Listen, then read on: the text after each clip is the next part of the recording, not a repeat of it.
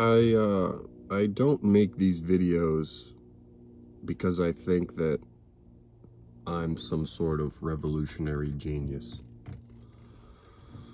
I don't make these videos because I think that I can put this in a way that's better than others have put it. I think I make these videos because I understand that this system was set up by white men, and it's for white men. So everything around me is really just for me, and it doesn't even work.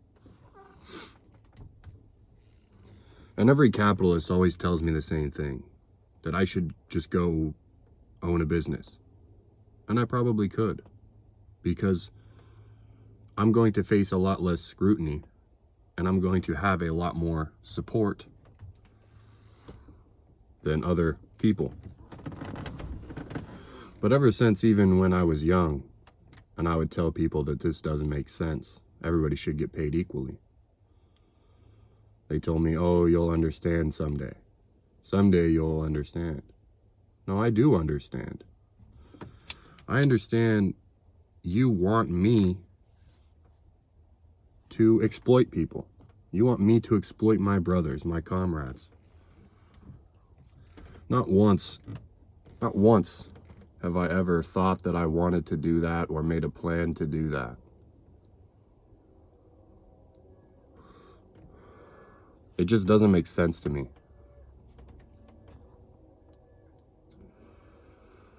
I'll go into equal partnership, but I'm not in the business of exploiting.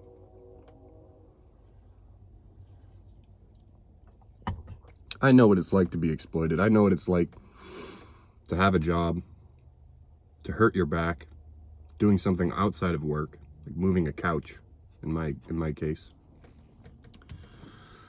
And then to text your boss and say, dude, I'm fucked.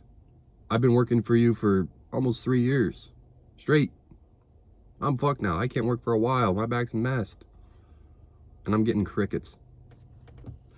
Crickets from the guy that I have provided value, hundreds of thousands of dollars of value to. Crickets. I don't know, it's like some of these bosses, you kind of think they're your friend. Because some of these bosses aren't half bad. They give you a nice bonus. They give you raises when you ask.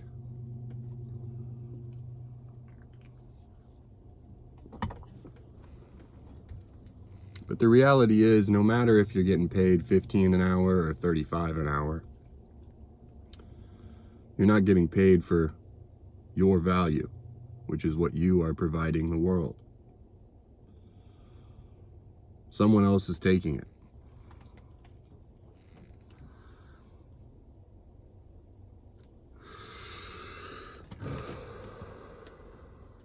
So why would you listen to me over the teachings of someone like Fred Hampton?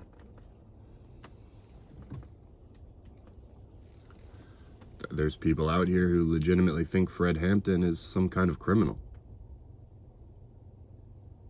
And it's just baffling to me. I found out recently Fidel Castro, which is a revolutionary I've generally spoke quite highly of,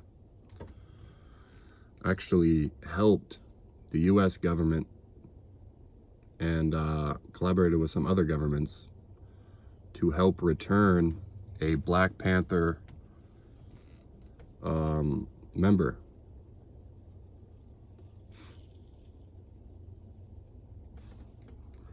And the reality is, even in our revolutionary states that we've had, Black people have never been part of it.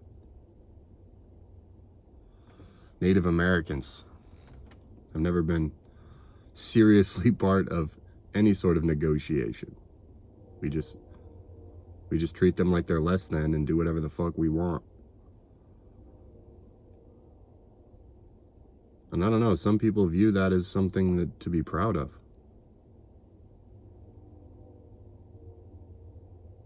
I was always taught to be proud of my integrity and my honor. But if I say something, then it should mean something. I've always thought that these are generally American values. That a good, honest, hardworking man, his word is as good as what he says. But here we are. We got the corniest, American first, whatever the fuck, Nazi losers who follow this Nick Fuentes loser. He's never seen a vagina. He's never had sex with a woman. Hates women. That's why he's never seen one. Talks of them like they're less than, like they don't deserve rights, like they should just stay in the kitchen. I mean, it's disgusting stuff. And these are the same people who want to ignore our history, ignore the reality of the Native Americans, ignore the reality of the African Americans,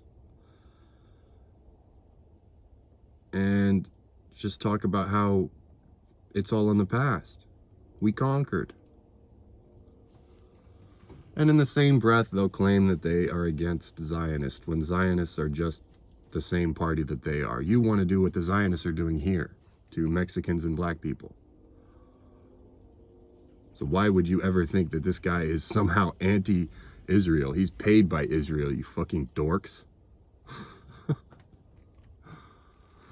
So yeah, why would you listen to me? I don't know. I guess maybe because I'm white and young white boys who generally view white people as superior. Maybe you're gonna hear what I have to say more than what a black person would say. And this could just be subconsciously.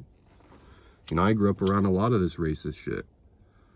Most of my life, I was definitely considered racist, even though I would never have considered myself so. And this is just because of the natural swing that is growing up in a Midwest state surrounded by a bunch of country white people, you know? It's a subconscious level. And these subconscious, these are hard to negate and hard to even notice, because really the hardest part is even admitting it.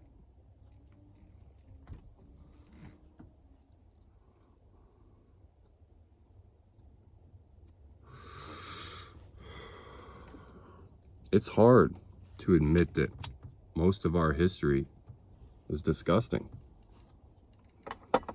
It's shameful. It's nothing to be proud of.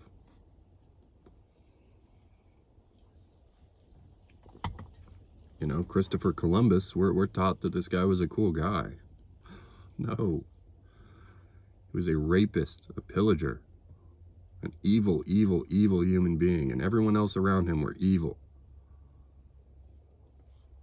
Disgusting human beings.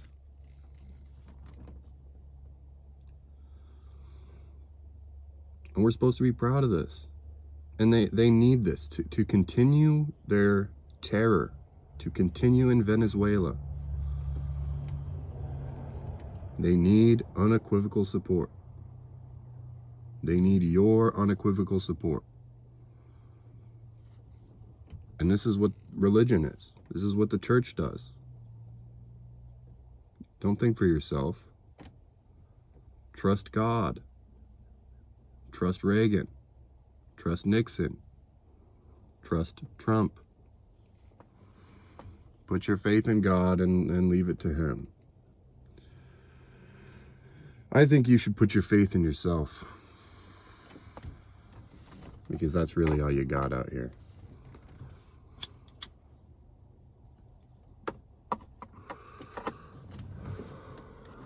And I don't have anything against religion, as long as you're not using it to support an alt-right government, like is currently happening with Trump and these mega churches.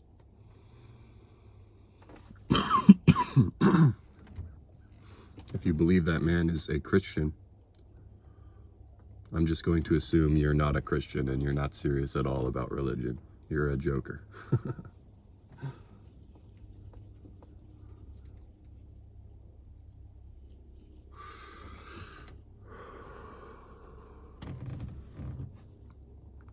Again, I don't make this video because I think I have a lot of amazing knowledge to share with you. I just feel like there's so many horrible narratives out here. So a guy like Nick Fuentes can get up here and sit in front of a camera and just say the most disgusting nonsense. You know? Least I can do is sit here and share a joint with you. Maybe if you're a little on the younger side and you do notice this swing, and because I did, I was that. 17, 18, I noticed a lot of hate. And I thought some of the jokes were funny, but man, some of these jokes are just hateful. And some of these guys seem like they're not joking like I am.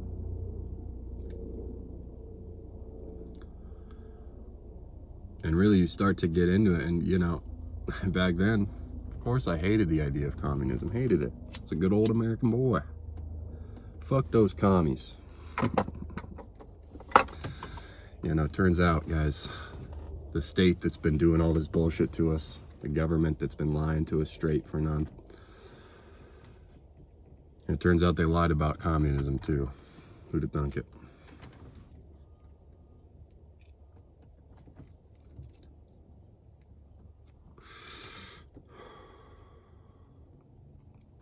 All these guys do is lie. All these governments.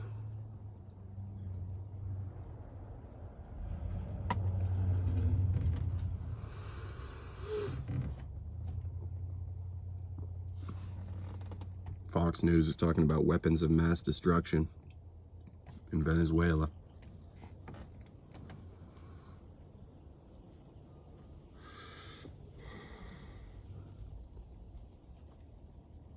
Not a shot in hell we're winning that.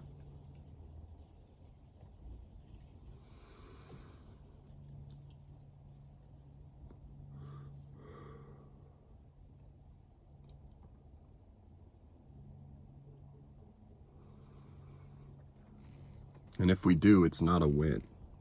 It's literally a lose-lose situation. You think life's gonna get better if our oil companies take all that oil from Venezuela? Nope. All those Venezuelans are just gonna come to America. So what do you think is going on? Because you can't support destabilizing other countries and also not support immigration and want it to stop, because that's an oxymoron. Destabilizing other countries, specifically in our South America, on our continent. Not our continent. Wouldn't it be the Americas? Is that? Whatever. Close enough. That it's not even that unfeasible for these people to just come to America. Okay? It's just, I don't know. Is this what you want? Is this what these people want? To live in a police state? And you're going to think that that sounds like I'm being hypocritical because communism is a police state. It's not. Communism attacks class antagonisms, things that hold the working class down.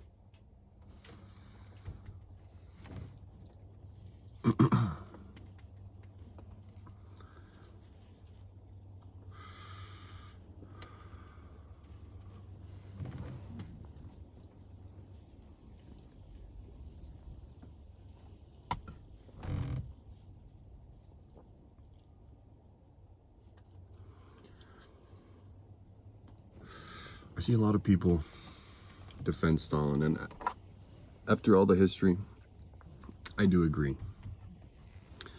But I think people also need to understand that we wouldn't have a severe police state like they had under Stalin, right? I've said this before. Stalin was a case of a very conservative time period. Russia was devout Orthodox Christian. Stalin was homophobic, who, until his death, Russia was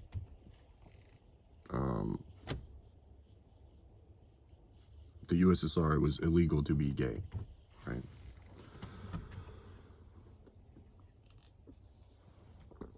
It's illegal to have nudity, shit like that.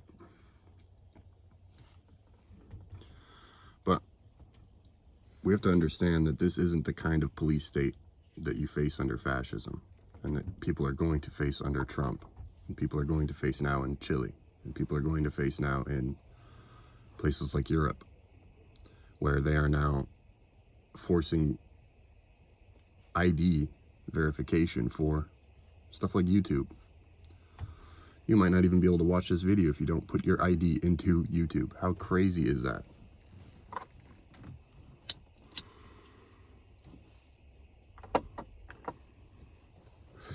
So having a government that would attack shit like that, it says no, these companies can't have this kind of power. No, your boss can't force you to buy all this bullshit in order to start your job.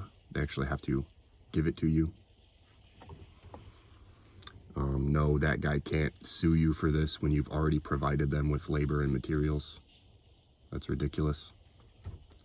Shit like that. That's what a communist government would be attacking. Wouldn't be a police state for the worker. It would be a enforcement to support and embolden the worker.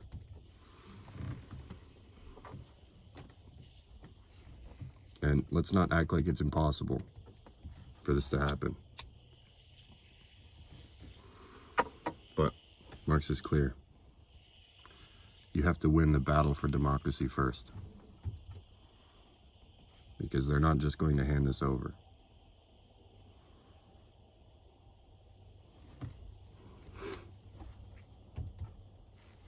They drugged Fred Hampton, walked into his house, and shot him in the back. This is not a controversy. This is a documented history of what happened to arguably the greatest revolutionary that ever lived in America. They fight dirty. They always have. They lie. They always have.